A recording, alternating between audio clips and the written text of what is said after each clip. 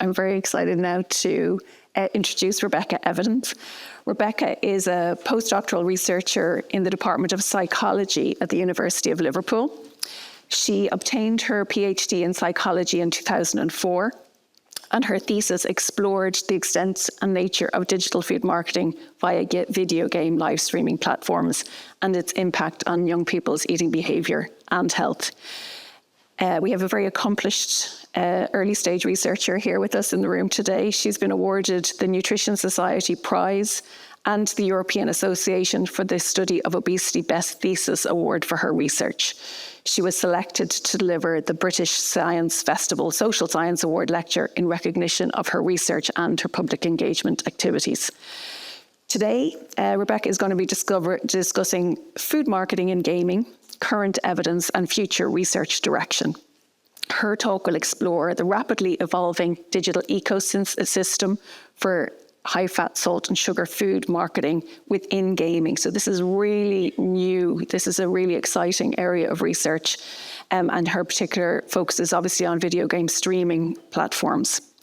She's going to outline current evidence on young people's exposure to marketing, its persuasive power and behavioural impacts. And she's also going to consider key implications for researchers and policymakers seeking to reduce children's exposure to unhealthy food marketing. You're very welcome, Rebecca.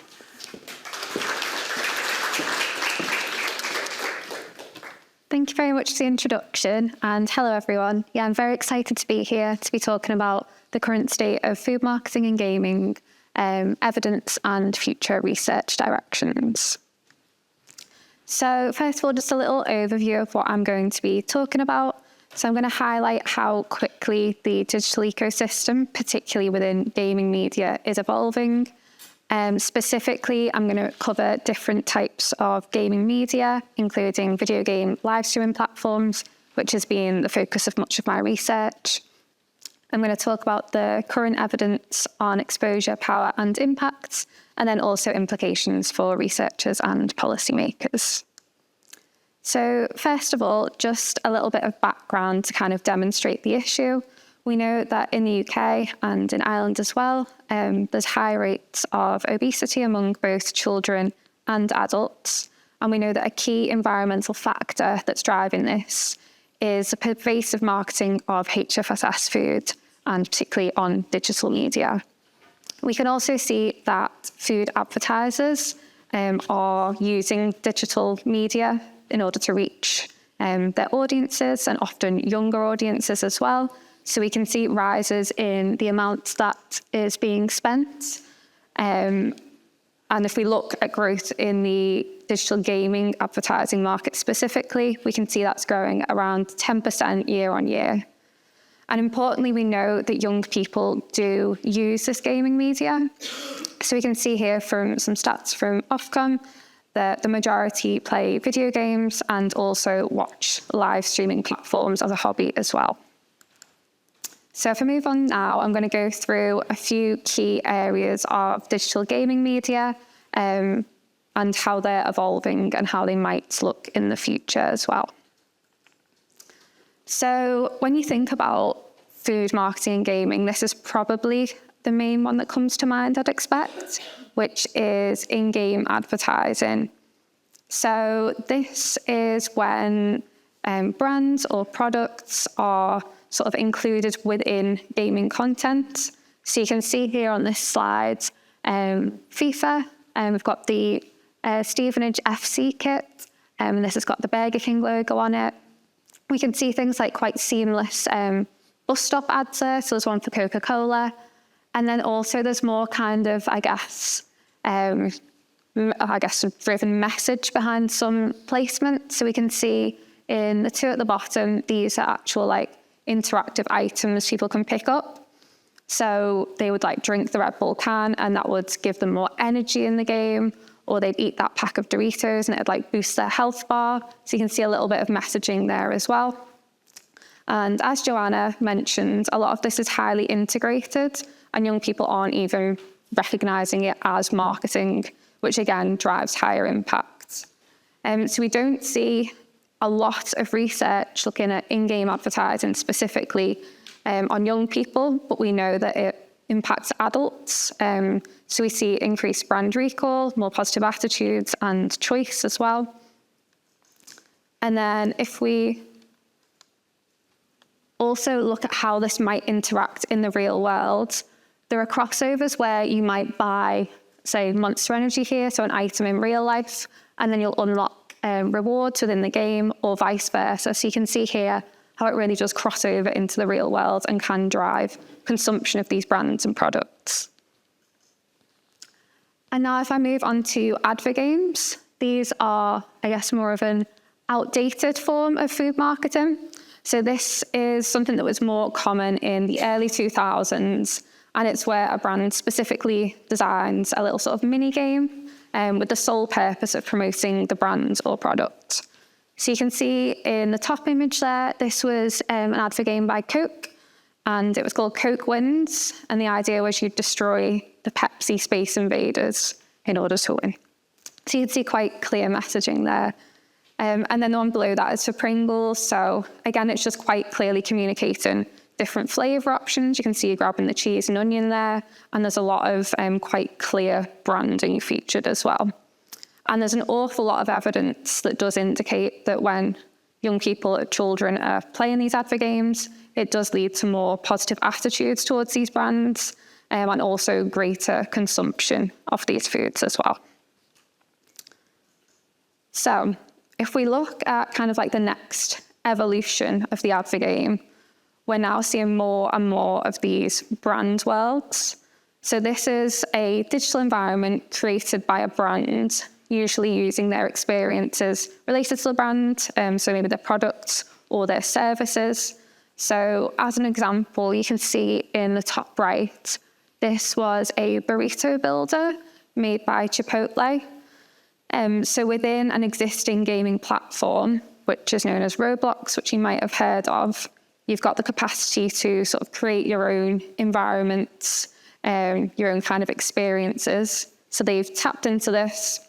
They've made this burrito builder where players can go in, make their own burritos, and in doing so, they could even earn discount codes, which they could then go on and spend in Chipotle stores. And also, as was previously mentioned, this kind of user-generated content is hugely prevalent on these kind of platforms. So as well as brands making these kind of brand worlds, fans of brands or products could also make their own worlds. And in that, they're creating huge exposure for brands without them having to really pay a penny at all. So this is something that has been highlighted as a global research and policy challenge. And there is currently no research where we have investigated the impact of these specific platforms on young people's eating behaviour. And then if we look a little bit further into the future, there is scope for these brand worlds to become fully immersive. So you've probably seen quite a lot in the media over recent years about the metaverse and using kind of virtual reality technology. So with this kind of technology, you can fully sort of step into these worlds. They become fully immersive. This is something that Wendy's capitalised on. So they created the Wendyverse, where you could do things like shoot burgers into basketball hoops and all other kinds of things to advertise their products. So this is something that is in its infancy. We're not seeing lots of it yet, but it is looking like as VR headsets become more affordable and more accessible, this is set to grow. And we can see some projections there on the VR gaming market size specifically, which is set to increase tenfold by 2030. So I think this is something really important to monitor and look out for. So for the next section, I'm going to be focusing more in on video game live streaming platforms as a bit of a case study, and this is where much of my research is focused as well. So just a little overview in case you're not too familiar with these platforms. They're essentially a unique hybridization of social and gaming media. So what you'll tend to do is you'll go on the platform, there'll be a specific game or maybe a person that you want to watch. You'll choose them, and then you'll be able to see the content or something similar to this as shown on the image on the right-hand side. So you'll be able to see the person who's playing the game, their kind of physical environment, and then you'll also be able to see their kind of point of view when they're playing the game itself. And in terms of the top platforms, which you've probably heard of, Twitch is the most popular platform in terms of hours watched, then YouTube Gaming, and then Kick. But I did want to highlight that we are seeing more kind of short form gaming content on TikTok and also on TikTok Live. So I think that's another platform just to kind of watch out for too. And just to kind of drive home how popular these platforms are, at any one time, there's an average of 2 million concurrent viewers, and these platforms are still growing. So we saw the highest ever hours watched recorded just last year. And again, just to highlight how much of this content is things that are popular with young people, you can see here the split of the most popular games on these platforms that are streamed by these influencers. So you can see games like Roblox, which I previously mentioned, Minecraft and Fortnite. So it is something that young people are seeking out and taking sort of enjoyment from. And through these platforms, there's been, I guess, the birth of this new type of influencer, the gaming influencer. They tend to have millions of followers on these platforms. So on the right-hand side there is a streamer called Ninja. He's got 18.4 million followers on Twitch. He's currently, well, last time these stats were produced, the most followed influencer on Twitch. And often these influencers will partner with brands and products like energy drinks or fast food. It's often very sort of congruent with what they're doing, and the messaging tends to be like, drink this energy drink, it'll keep you sort of fueled for long gaming sessions, it'll improve your performance, that kind of thing. And then similarly with fast food, it's the idea that you can grab some fast food whilst you're gaming and it won't sort of interrupt your gaming session. And we do see that commonly they don't tend to disclose ads that are clear ads. They don't use this hashtag ad. So it's even harder for young people to know that they're being advertised to. This is a fried chicken brand that is pretty popular in the US. And if I just highlight some of the key sort of food cue placements in this content, you can see you've got this sort of banner advert overlaid on the content. We've got the Zaxby's logo and their slogan, which is seasoned chicken for seasoned gamers. You'll then often also see advertising above the kind of chat area. So this can be like little pop-up ads showing product images or brand images, and it'll often cycle through different images as well. You can see in this case, they have actually declared it as an ad, which is quite a positive example.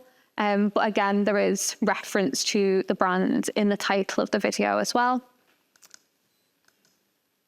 So as I mentioned, you can see this is now cycled to a new image, so just the Zaxby's logo. And you can see that they're actually consuming the food on screen. So if I kept that video going, he'd continue to eat this, he'd talk about the flavour, he'd talk about how delicious it is, all that kind of thing. And then there is quite a sneaky one at the top there. So this one is a donation from someone watching. So they've donated to him whilst he was playing, and their name is Get Me a Whopper. So interestingly, Burger King sort of capitalised on this donation feature. So they would go in, they'd make accounts that had names such as that, and they'd donate the amount that like a Whopper might be or a meal, and they'd add a little message to it, and it's just a way for them to advertise relatively cheaply and sort of hijack these streams. It didn't go down very well with streamers, but yeah, I just thought that's quite interesting as well. It's even more insidious, and it's really difficult to tell that it is actually advertising. And again, just to highlight the power of this food marketing. So there's a tool that's being created in collaboration with young people which identified the top kind of features of food marketing that make it particularly powerful. So one is an image of the food. We clearly saw that. Logo, company name featured. Again, that was very prominent. The slogan or item description, we saw the seasoned chicken for seasoned gamers. Tie-ins, so by nature with streaming, it's always tied into an influencer or I guess like a figure that young people trust and look to. Sale, deals and special offers, again, the streamer referenced this as well. Specific kind of locations where you can obtain the product. So again, he referenced where you could order it online and just how many store locations there are in the real world too. Gamification, so he said he was going to be holding a giveaway later on in the stream. And then he did also mention some of the taste and how good it smelt. And we can see there was only 2 out of those 10 that weren't featured, and that was in a very short 2-minute clip. These kinds of streams tend to go on for many hours, and young people will watch them for many hours at a time. So you can see just how powerful that becomes with that kind of sustained exposure. So next few slides, I'm going to move on more to some of the specific evidence, some of the research that we've conducted looking into this. So the first thing we did was we wanted to know just how much young people are exposed to this kind of marketing. So we conducted a content analysis using WHO guidelines and also developed our own tool, which is specific to these platforms. And our kind of key findings were that there were around 2.5 food cues per hour, and they were on screen for around 20 minutes each. So you can see from that that there's almost always some kind of food cue on the screen. We also found that the majority of these were unhealthy, and only 11% will be permitted to be marketed to children based on the WHO nutrient profile model. And then again, as expected, the main categories were these kind of, I guess, like gamer foods. So things like energy drinks, restaurants, such as like food delivery services as well, fizzy drinks and processed snacks. Then probably most concerningly, only 2% of these food cues had an advertising disclosure alongside them. Most of them were branded.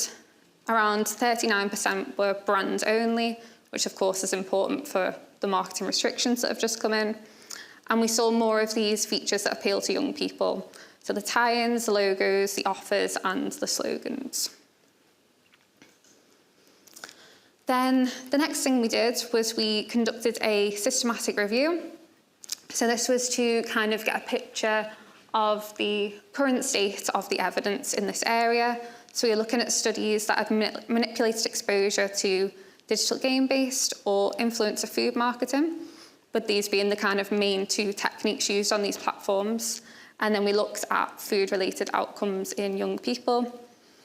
And what we found was that when people are exposed to this marketing, they were around twice as likely to prefer the brands and products that they saw, and they also went on to consume more of them, so around 37 calories more in just a single sitting. We then moved on to look at potential associations with eating outcomes among young people who actually use these platforms. So we conducted a survey with 490 adolescents that use these platforms, and we measured their recall and then their sort of more general food attitudes, purchasing and consumption behaviours. And you can see from this diagram here on the right that when young people using these platforms were remembering seeing more advertising, this then went on to influence their food attitudes. So they had more positive attitudes towards unhealthy foods. And then they also went on to purchase and consume more of these food groups as well. And we saw similar effects in another study, which was with young adults. So people reported that when they saw an ad, this made them crave the product, and it also often made them go on to actually purchase the product. And you can see this is particularly common with, again, these energy drink brands, but mostly with these kind of fast food delivery services. So they're seeing these influencers ordering food themselves whilst they're gaming, and then they're doing it on their side of things too. So they think, well, I'll order a bit of fast food in and I'll watch this stream, and this is how I can kind of enjoy this experience.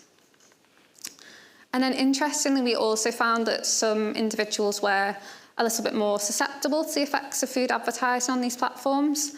So we saw those that had greater external food cue responsiveness, so greater kind of responsiveness to, say, like brand imagery or product imagery. They were more impacted by this advertising. So if I then move on to some evidence we have from randomised control trials, we didn't actually in these trials find significant effects of the marketing condition on intake, but we found that more habitual use of these platforms was associated with greater marketed snack intake. So it's looking like potentially this more long-term prolonged exposure is impactful. And importantly, in these two studies, we only examined one placement in each of them. So you can see on the left-hand side, in our study, we looked at just a single brand placement of Doritos. So it was just an overlaid image advert. In the study done by our colleagues at Penn State, they tried to mock up a bit of like influencer advertising. So they used Pringles as a little bit of a product placement here. So we assessed these individually, but there's no studies yet where we've assessed, I guess, like the multi-layered strategies and the various different cues all at once to see the true impact on eating behaviour. And then another thing that came up, which was quite interesting, whilst we were conducting some of our research, we were looking into a campaign for Hershey's. So there was a streamer advertising various Hershey's products on their stream. And someone in the chat said, "Why are you contributing to childhood obesity?" And a moderator in the chat quickly deleted the message. Now, the moderator should only really be deleting any kind of offensive content. This wouldn't really fall under this category. So it was just interesting to see that they're sort of trying to control the dialogue as well. And again, it just kind of drives these norms around these brands and products and everyone loving them and thinking that, you know, it is normal to consume them in high quantities without having this kind of two-way dialogue or pushback, which is quite concerning. And so to kind of understand these complex environments a bit better, again with colleagues at Penn State, we've devised this sort of theoretical model for understanding them. So within this model, we're considering things like the marketing elements, so all the different kind of brand placements I spoke about, then these kind of integration strategies, so the heavy saturation where you're seeing lots of different types of brand placements at once, the congruency, so how it's quite seamless when it's things like energy drinks or fast food brands, which seem to be very congruent with gaming and sort of enhancing your performance. And then alongside this, you have the kind of social influence of the influencer sort of driving this messaging and seeing this sort of peer modelling and this relationship develop where they really trust their recommendations. And then you can go on to see how this then impacts food-related behaviours and then in the long-term health as well. So the next section, I'm just going to touch on some policies for a healthier food environment. So we do have these restrictions that have come into force this January. So this is the total ban on paid-for online advertising of less healthy foods. But particularly in relation to these platforms, because the marketing is so complex, there's a real kind of concern that it's going to be missed, it's not going to be captured, and it might even increase because these other areas are restricted. It can pool over into these platforms, which is quite dangerous. I think particularly because a lot of the advertising is embedded within the content. It's not always these kind of video ads or like tailored ads to the user. It's quite difficult to kind of control it when you're projecting to multiple different audiences around the globe. And again, as we saw, a lot of it was brand-only advertising. And this is not something that would be restricted within these regulations. So there are currently, it would appear, quite a lot of loopholes which can be exploited, which is a real concern. So I just wanted to touch on another kind of approach which we have seen, in Chile, which is their food labelling and advertising law. So in Chile, they introduced like a suite of synergistic policies.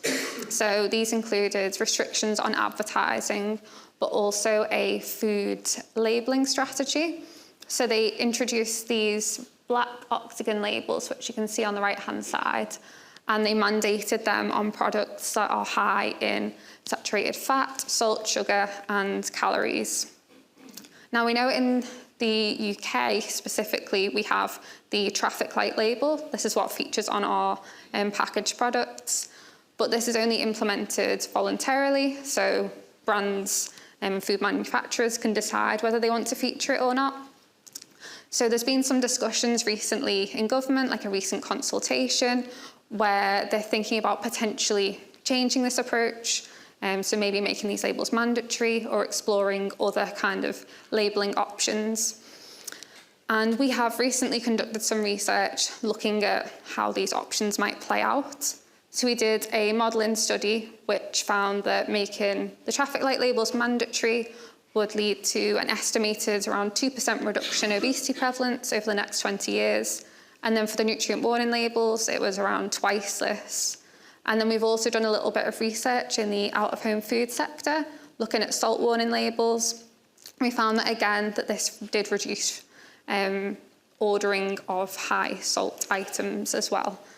So I think it's just something to think about, how I think with singular policies, we're not going to solve everything, but when we have this kind of policy package approach, it can really be much more effective. And this is something that Chile has seen, and there's emerging data which suggests that it is having a really positive impact on what food people are purchasing and consuming. So just to kind of sum up, I've got some implications for researchers. So I think what we can take away from this is that it's really important to monitor emerging trends and platforms so that we have a full understanding of how marketing works on these platforms. And then I think, like Joanna was saying, measuring actual food marketing exposure is really important. So I think a good next step would be to use some of those methods and focus on gaming and see young people's actual exposure and sort of triangulate this with the data we already have. Also the understanding of these sort of multi-layered strategies. And then I think getting some qualitative data from young people to better understand just why this marketing is so impactful, and their kind of thoughts behind it will be very important. And then if we think about implications for policymakers, I think it's important to have really clear definitions on the type of and scope of marketing to be restricted in order to reduce this migration to other platforms. I think also it's very clear that mandatory compared to voluntary restrictions are very important, and also that restrictions should capture power, including brand advertising, and I think ideally have this kind of synergistic policy approach. I've also included a little bit there on what businesses can do, because I think there might be some representatives here.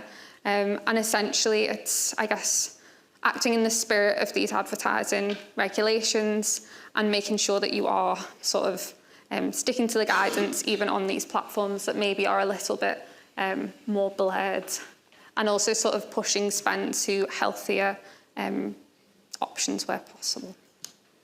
So just a very quick summary. So we know that this food marketing gaming is highly prevalent. We know that it impacts various outcomes from recall right down to intake. And we know that it's very challenging to monitor and restrict. So we need close collaboration between researchers, policymakers to develop, implement and evaluate effective regulation. And yeah, that's it from me. Thank you very much for listening. Thank you, Rebecca. Great presentation. I get to multitask today and do a bit of sharing. So we don't have time for questions now for Rebecca, but we will have the discussion panel at the end. So we're going to take a quick coffee break. We'll come back at 11:25, where we are going to hear from Nuvan and Marta. And as I said, we'll have the Q&A session then, okay? Thank you.